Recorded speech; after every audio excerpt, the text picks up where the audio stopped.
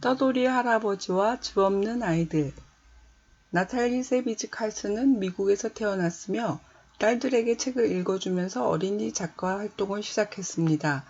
해군 장교 부인인 작가는 세계 전역을 여행하며 살았습니다. 작품으로는 행복한 오르페린, 검은 암탉의 달걀, 크고 검은 개 등이 있습니다. 12월 어느 늦은 아침, 파리의 떠돌이 아르망은 잠자리를 한번 옮겨보기로 했습니다. 새롭고 흥미진진한 일이 일어날 것만 같은 설렘 때문에 추위쯤은 아랑곳하지 않았습니다. 집시 미렐리는 아르망에게 건물 철거하는 곳에 있는 집시촌에 와서 살라고 말했지만 아르망은 다리 쪽으로 걸어갔습니다. 자기 자리로 찍어놓은 구석에 천막이 쳐 있는 걸 보고 깜짝 놀란 아르망은 한달음에 천막을 뜯어냈습니다. 놀란 아이들이 아르망을 쳐다보았습니다. 아이들과 엄마는 방세를 내지 못해 쫓겨났습니다. 사람들이 알면 아이들을 엄마한테서 떼어내 다른 곳으로 데려간다고 해서 아이들은 다리 밑에 숨어 있습니다. 큰 여자아이는 수지이고 남자아이는 폴, 막내 여자아이는 이블린, 그리고 하얀 털이 복스러웠을 더러운 털복숭이개의 조조가 있었고 엄마는 일하러 갔습니다. 수지는 옆 콘크리트 바닥에다 정성 들여 기다란 사각형을 그리고서 아르망의 방이라고 말하며 함께 살면 된다고 했습니다. 아르망은 아무래도 가는 게 좋겠다고 말하면서도 손으로는 이미 소지품을 풀고 있었습니다. 날이 어둑해져서야 돌아온 엄마는 떠돌이가 싫었습니다. 다음날 아침 아르망은 새 아이들과 조조를 데리고 루브르 백화점으로 향했습니다. 크리스마스에 선물을 주는 페르노엘을 찾으러 갔습니다. 페르노엘은 아르망을 보자 숨겨놓은 손주들이 있었냐며 기쁘게 맞아주었습니다. 아이들에게 무슨 선물을 받고 싶은지 물었고 세 아이는 모두 진짜 살 집을 받고 싶다고 했습니다. 페르노엘은 집은 당나귀가 옮길 수 없다고 장난감을 주겠다고 했지만 아이들은 집만 원했습니다. 페르노엘은 아르망에게 밤에 근무할 건물 경비원을 구하고 있다고 했지만 아르망은 인사를 하고 밖으로 나왔습니다. 아이들은 배가 고팠습니다. 아르망은 아이들에게 노래를 부르게 했고 사람들은 크리스마스 정신을 되새기며 아르망의 베레모에 동전을 넣었습니다. 매장 감독은 아르망과 아이들을 내쫓았습니다. 이들은 묵직하게 담긴 동전으로 팬케이크를 사 먹었습니다. 아르망은 아이들에게 오늘 한 일을 말하지 말라고 주의를 주었지만 아이들은 엄마에게 모두 얘기했습니다. 엄마는 아이들에게 국어를 하게 했다며 당장 이곳을 떠나겠다고 했습니다. 아르망은 자신이 떠나는 게 낫다고 말하고 소지품을 유모차에 싣고 그곳을 떠났습니다. 그날 밤 아르망은 아이들이 걱정이 돼서 잠을 잘 수가 없었습니다. 다음날 아르망은 유모차를 끌며 되돌아갔습니다. 천막 자락을 젖히니 아이들이 울고 있었습니다. 어떤 아줌마 둘이 와서 엄마를 감옥에 보낸다고 하고 다른 사람을 데려온다고 했습니다. 아르망은 짐을 모두 손수레에 싣고 아이들과 함께 그곳을 떠났습니다. 아르망이 손수레를 이끌고 아이들과 도착한 곳에는 집시들이 거처하는 곳이었고 집에는 바퀴가 달려있어 어디를 가든 집을 가지고 갈 수 있었습니다. 수지와 폴은 페르노엘에게 바퀴 달린 집이라면 선물로 갖다 줄 거라고 좋아했습니다. 아르망은 엄마를 데리러 되돌아갔습니다. 엄마는 아르망의 말을 믿지 못했다가 아이들과 물건이 치워진 걸 보고 울음을 쏟아냈습니다. 아르망에게 진심으로 고마워했습니다. 하지만 묵는 곳에 도착하자 집시 소굴로 데리고 왔다고 세댄 소리를 질렀습니다. 집시들은 엄마를 친절히 맞이했습니다. 크리스마스 이브가 되었습니다. 아르망은 아이들과 엄마를 노트르담 대성당 사람들이 떠돌이들에게 파티를 열어주는 곳으로 데려갔습니다. 파티에 가면 아이들이 바퀴 달린 집을 잊을 수 있을 것 같아서 간 것이었지만 아이들은 페르노엘이 집을 갖다 주는지 보고 싶어서 안 달랐습니다. 아르망은 아이들을 달래주기 위해 페르노엘이 땅에다 지은 진짜 집을 짓고 있다고 거짓말을 했습니다. 아르망은 자신이 누군가에게 꼭 필요한 사람임을 난생 처음 느꼈습니다. 새벽에 야영장으로 돌아왔을 때 집시들은 모두 깨어 있었습니다. 틴카가 집시 집 앞에 있는 아름다운 상록수를 가리키며 즐겁게 소리쳤습니다. 메리 크리스마스.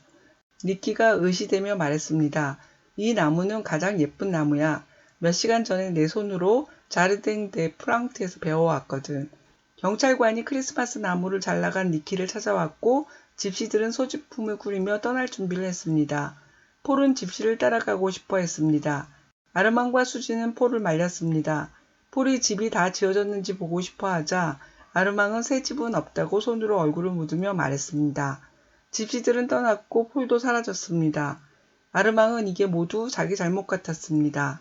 다행히 돌아온 폴은 일자리를 찾으러 갔었지만 너무 어려서 구할 수가 없었다고 말했습니다. 아르망은 너무 부끄러웠습니다. 아르망은 아이들에게 자기가 일자리를 구하고 엄마와 돈을 모아 집을 구하겠다고 용감하게 말을 했습니다. 엄마는 말쑥해 보여야 한다며 목욕을 하게 했습니다. 엄마는 아르망의 낡은 옷을 손질했고 아이들은 신발과 베레모를 닦았습니다. 아르망은 페르노일이 말한 야간 경비원 일을 하러 백화점으로 갔습니다. 이전에 아르망을 내쫓았던 매장 감독은 아르망을 알아보지 못했습니다. 담당자 무슈 브루노는 야간 경비원이 아니라 관리인이 필요하다고 말했습니다. 가족이 있는 사람을 구하고 있습니다. 그리고 보수는 얼마 안 되지만 기거할 숙소를 주겠다고 했습니다. 아르망은 귀가 번쩍 뜨였습니다. 방은 3개이고 작지만 습기가 없고 부엌에는 수도도 있었습니다. 내일은 새해의 아침입니다. 아르망은 이제 떠돌이가 아니라 파리의 당당한 노동자입니다. 의미를 찾는 질문, 가족. 떠돌이 아르망은 새 아이를 만나자마자 마음을 빼앗기고 말았습니다. 신경 쓰지 않는다고 자기 체면을 걸지만 마음은 이미 아이들에게 머무르고 있습니다. 아르망은 한 공간에 갇혀 종일 일하는 것을 제일 싫어했습니다. 그렇지만 새 아이를 만나고 나서 아르망은 노동자가 됩니다. 아이들에게 집을 마련해주기 위해서였습니다. 함께 살아가기 위해 하고 싶지 않은 일까지 기꺼이 하려는 할아버지는 새 아이의 가족이 되었기 때문입니다. 질문입니다. 집에서 쫓겨난 새 아이는 복지시설로 가지 않고 다리 밑에서 숨어서 지냈습니다. 그렇게 한 이유는 무엇인가요? 수지가 바닥에 긴 사각형을 그려 아르망의 방이라고 하면서 함께 살면 된다고 말하자 아르망은 마음을 들키지 않으려는 듯이 외투를 단단히 여미고 가는 게 좋겠다고 했습니다. 들키지 않으려는 아르망의 마음은 무엇일까요? 수지와 폴이 학교를 다니지 않는 이유는 무엇인가요? 페르노엘은 아이들이 원하는 집을 줄 수 없다고 했습니다. 무엇 때문이라고 말했나요?